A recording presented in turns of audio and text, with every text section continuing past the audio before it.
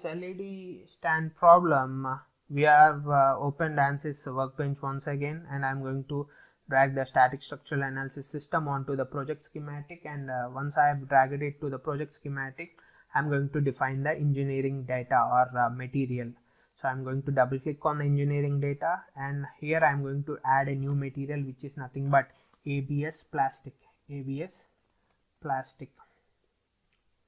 So once I have added this ABS plastic, the first and foremost thing is I need to define the Young's modulus and Poisson's ratio. In order to define these two things, I need to go to the toolbox, I need to go to the linear elasticity, and I am going to select this isotropic elasticity, and I am going to just drag and drop it on this ABS plastic. And once I have done this, I am going to specify the Young's modulus.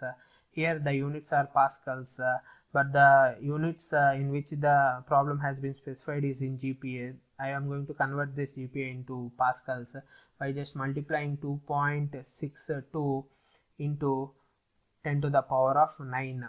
So I am going to just type in 2.62 E9, and the Poisson's ratio is 0.34.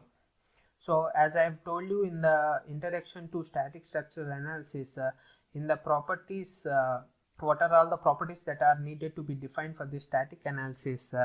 You need to define a property known as the failure property in order to assess the safety factor. For that purpose, what I am going to do is I am going to go to this strength group. In the strength group, I am going to take tensile yield strength, and I am going to place it on this particular ABS plastic, because according to the problem, we have seen that this ABS plastic was tested using tensile testing, and it was said that it was developing cracks at 37 MPa, and it will fully fail at 54 MPa. So for better design, what we are going to consider is we are going to consider 37 MPa as our ultimate failure load. So that is the value which we are going to give here.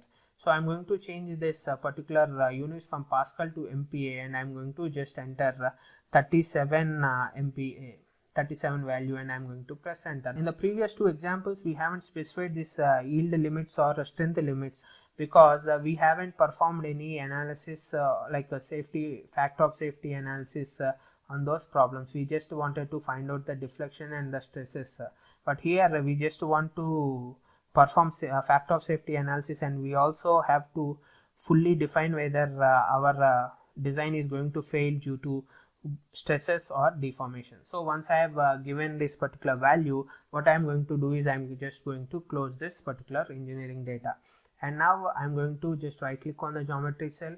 I am going to just import the geometry. I am going to browse, and I am going to select the LED TV support geometry, and I am going to press open, and this imports the geometry into this Ansys Workbench. Now what I am going to do is I am going to double click on the model cell, and I am going to get access to this Ansys mechanical.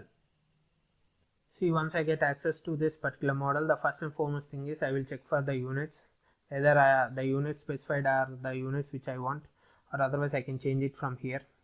And then I am going to go to the geometry, expand this geometry branch, and I am going to select this particular geometry. And see, as I've told you before, only the assignment by default will be structural steel. You need to change it to ABS plastic, and once you have changed it to ABS plastic, now what you need to do is you need to mesh this particular object.